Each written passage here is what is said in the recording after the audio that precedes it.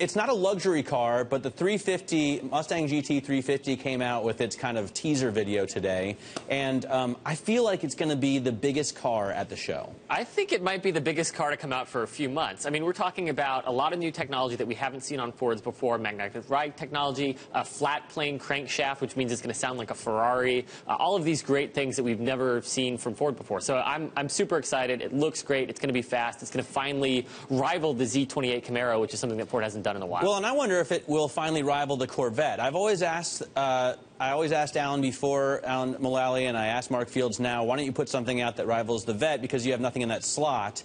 And they always kind of say, well, we feel like Mustang does pretty well there. This is a car that I could imagine if I were in the market for a big V8 front engine muscle, I would imagine buying this car. Yeah, I think so, and we'll see where the price is, because I still think it's going to come in a little bit lower than the Corvette, certainly than the Z06.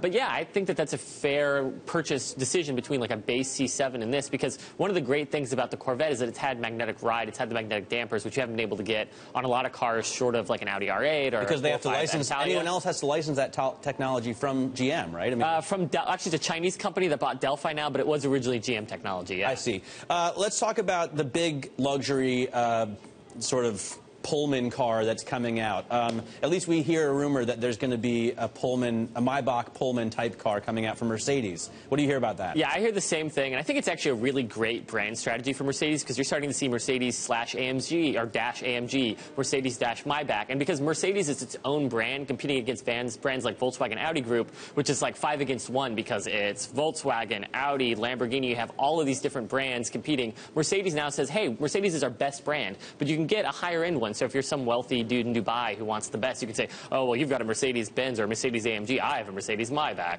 So the Maybach will go up against, say, Bentley and Bentley from Volkswagen, Rolls-Royce from BMW. The AMG can go up against, say, Porsche from Volkswagen, or I don't know what else AMG would go up against. I guess the AMG actually... Maserati, that's where they're trying to position that brand. So it gives it something that Fiat's apparently going to have going forward. It gives it something where Audi sort of is in that space in the higher end when you look at the higher end Audi vehicles and also sort of the lower end Bentley products. It gives it something there that it didn't really have before. So I just wanted to talk quickly about the AMG GT, because your staff writer, Damon Lavering, got to try it at Laguna Seca. Some journalists are getting it out there this week, and I hope to get a glimpse of it. People are talking about it as like a possible Porsche killer. Here you can see a picture of it in yellow, which is, I guess, AMG's favorite color.